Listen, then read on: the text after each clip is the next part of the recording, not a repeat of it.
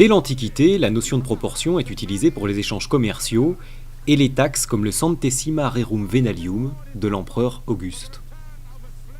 Chaque marchand versera à l'État un centième de tous les biens vendus aux enchères. L'utilisation des proportions se poursuit au Moyen Âge, toujours dans le cadre de la comptabilité et des échanges commerciaux nationaux et internationaux. L'utilisation des centièmes se répand, donnant naissance à nos pourcentages modernes.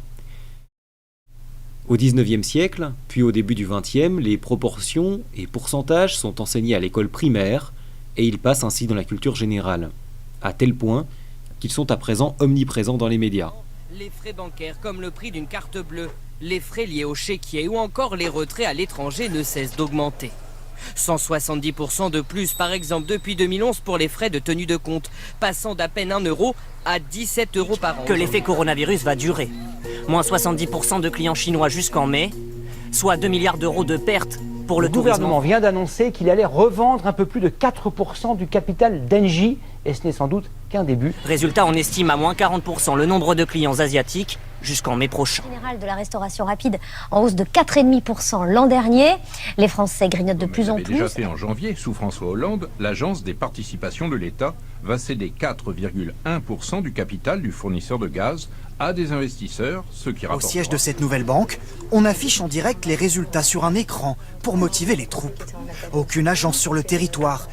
Le poids de la Chine dans le monde ne cesse de grandir. En 2003, à l'époque de l'épidémie du SRAS, c'était 8,7% du PIB mondial. C'est donc un outil très important pour comprendre le monde qui nous entoure, d'autant que les journalistes font parfois de jolies erreurs. Le service économie nous a rejoint sur ce plateau. Jean-Paul, bonjour. Bonjour. 30% en 5 ans, on n'avait jamais vu cela. C'est du jamais vu, hein. Plus 6% par an pendant 5 ans.